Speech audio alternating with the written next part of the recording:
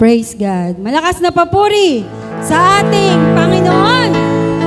Datapwat salamat sa Diyos na nagbibigay sa atin ng pagtatagumpay sa pamagitan ng ating Panginoong Hesukristo. At kung paano nga kitang-kita natin ng araw ng Friday, patuloy ang advancement, patuloy ang pagsulong ng kaharian ng ating Panginoon, walang atrasan kahit ano pa man ang situation. At ang lugar po ng Barangay Dacanlao, yan po ay memorable sa sambahayan ng Bitang.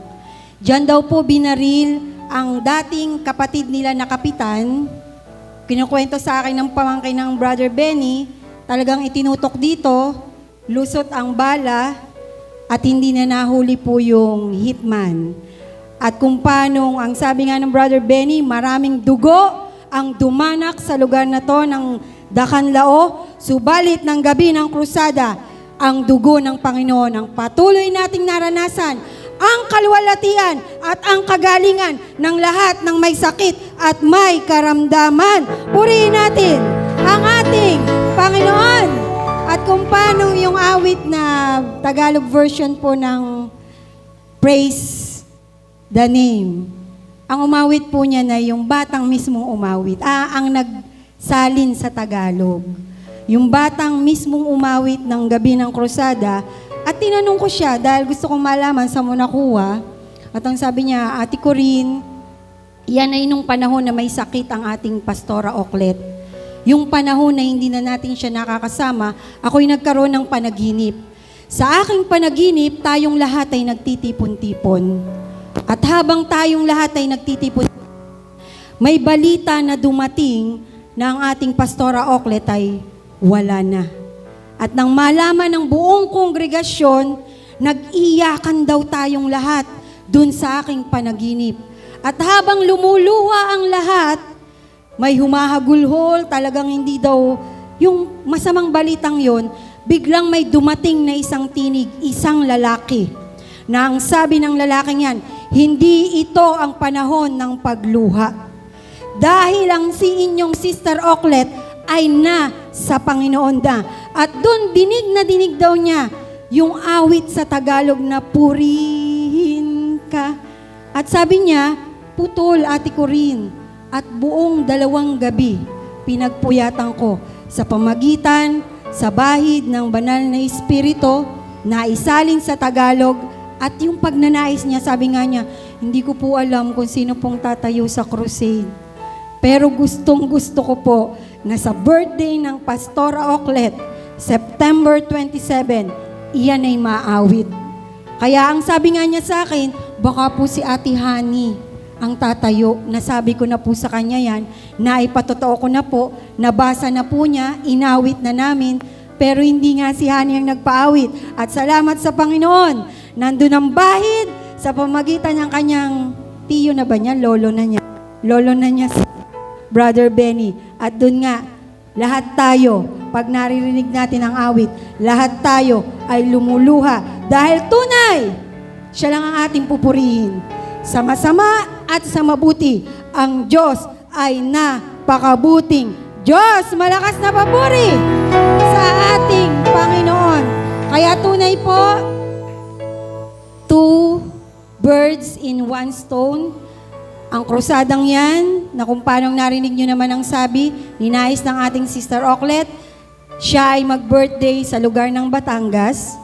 At the same time, isasabilin po niya, nakita naman niya na naayos ang church, pero ang bilin talaga niya, mabakuran.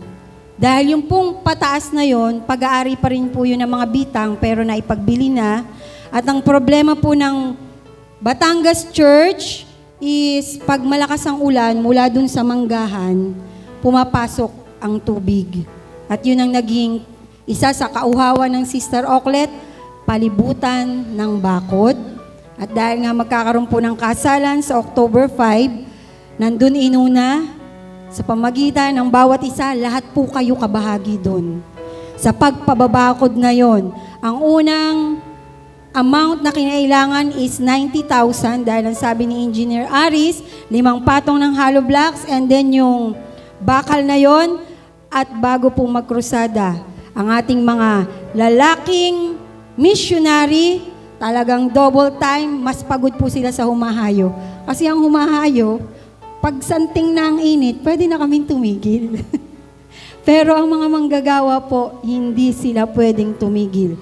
Nakatutok sa kanila si Pastora Sonia at kitang-kita natin, naganap ang krusada, nabakuran ang kabilang side dahil doon ang pinakang malakas na buhos ng tubig at tunay, wala pong pinagbago. Wala na ang ating brother boy, wala na ang ating sister Oklet, subalit patuloy ang pagsulong ng kaharian ng ating Panginoon, ang pagsulong ng mabuting balita ng Ebanghelyo, ito'y hindi nagbago. Lalong higit, pakapal ng pakapal ang bahid sa bawat isa. Purihin natin ang ating Panginoon! At patuloy po sa pangyayari po sa aking Kuya Jomar, salamat sa inyong mga dalangin, salamat sa patuloy na pag-aalala na kung paanong yan po ay magbe-birthday po siya ng September 23, last Monday. Pero ang ate Cindy ko nga po ay sabi niya, 50th ni brother, yan po na lang ang aming nag-iisang kapatid na lalaki na sabi ko nga, hindi namin kayang tanggihan. Kasi alam namin hindi siya maghahanda. Dahil bagamat teacher na yan, master teacher, talagang sagad po yan. Pag may pangangailangan ng batingan, kung kailangan ng bagong speaker, bagong mixer, maglo-loan po yan.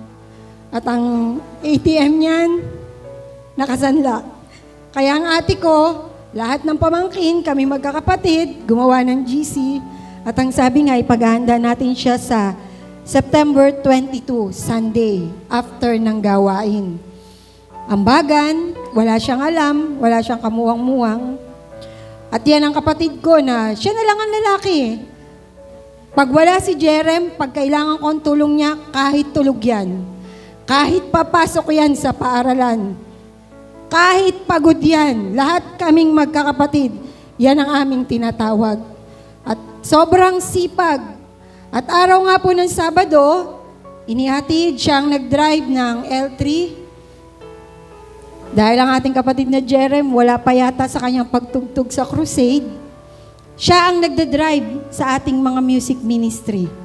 Kahit marami tayong driver na available, siya ang binabatak ko. Siya. Laging yes lang yan. At inihatid niya sa lugar ng Angono. Alam niya na uuwi ako, alam niya na isasarado ko ang gate. Ibinalik niya mga bata, naunang natatapos to. Inihatid niya sa Pritil, ibinalik niya sa Sampaguita, at ang sabi ko, bro, ano pa, saan ka pa pupunta? Dinala na po ang tricycle. Babalik ako ng Angono, sis. Susunduin ko naman si Rachel, si Annalyn, si Puti. Okay, kako. Wala siyang alam, nasa isip ko, bukas may surprise kami sa'yo. At nang umuwi na from Pritil, inihatid si na Puti, umuulan, at medyo nag-aagaw ng dilim, doon ang biglang atake ng kaaway. Sabi nga ni Pastora Sonia, hindi natin pwedeng piliin kung ano ang ating kakaharaping problema. Bumulaga sa kanila, nakaitim na payong, nakaitim na short, isang matandang babae, 61 years old. At nang nabangga niya, sabi po ng kuya ko, kitang-kita niya, lumabas na yung dugo sa dalawang ilong. Sabi nga ni Kuya Bolax, pag lumabas na ang dugo, Jomar, ibig sabihin, may problema na sa skull, sa ulo. Di na niya nakapitan. Gustong isugod ni Annalyn sa ospital. Pero sabi niya, hindi mami, huwag mong galawin. At dahil malapit, laging may patrol sa 7-Eleven, mabalis ang mga pulis, nakiusap daw po ang kuya ko, dito lang po ako sa batingan. Isasoli ko ang mga mixer. Dala niya lahat ng mixer ng batingan, ang mic na ginagamit pag-update. Dahil ang nasa isip niya, pag ako'y nadala na, baka manakaw pa to. Baka mawalan pa ng gamit ang church. Bigyan niyo po ako ng 5 minuto. Ibabalik ko ang mga gamit. At ako'y nagbabasa, mga 8:30 yan or 9. Tapos na ako mamlansya, magbabasa na ako nang mabasa ko po ang chat ng kapatid kong panganay. Dahil alam ko ang kanyang kalalagayan, kailangan kong bumalik ng binangonan. Ang matanda po ay so far hindi pa na-x-ray sa Margarito, medyo mabagal ang pagkilos. Ang kuya ko nasa munisipyo na at galit nung unang sambahayan. Sino matutuwa? Sumusuka na ng dugo at ang sabi ng doktor, it is a bad sign. 50-50. Na-CT scan sa Lakeview, lumuluwa ang kapatid ko dahil nagte-text ang kabilang side. 6'5" po ang CT scan. Sinong mananagutan nito? Takbo kami ni Hana. Punta kami. Nandun ang sabi ko sa GC ng Robles, tayo'y manalangin, tayo'y magpapakumbaba dahil tayo ang may problema. Na CT scan, naghihintay ng result ng x-ray, pero nabasa na po ni Kuya Bolax. Nakasealed ang result, doktor lang ang pwedeng bumasa, nagpakilala si Kuya Bolax at ang sabi, nung nagbubulungan na kami, anong problema, anong result? Maraming blood clot. Talagang 50-50. Hindi gumigising, kahit anong tawag, nakita ko ang doktor, kinukurot na to, pinipilipit, dinadag-anan na to, no response. Iyak lang ng iyak ang magkapatid. Ang unang dalangin namin, huwag po sa private dalahin. Kasi sa Lakeview nila unang pinasiti scan. Subalit nung magpasya na kami maghiwa-hiwalay, dumadami kami sa munisipyo. Nandun naman ang buong sambayan, maging si Pastor, salamat sa kanyang pakikiramay at pakikiisa. Nagpasya kaming maghiwa-hiwalay dahil Sunday, lahat may pananagutan. Umiiyak po si Annalyn dahil sabi niya, ayokong makulong ang kuya ko, ang asawa mo ako. Ayokong makulong ang kuya niyo. Halos ayaw po magbitaw ng kamay. At ang sabi nga namin, tayo lahat ang na-surprise nito. Linggo, uuwi na ako dito. Tumawag si Kuya Bolax, hindi pwedeng hindi kakasama. Within 24 hours pala po, parang naging panatag kami. Pero ang sabi ko nga, gaano ba katagal? Doon lang siya nakaupo sa parang waiting area ng police station. So sabi namin, parang ano naman, safe siya, maganda ang kalalagayan.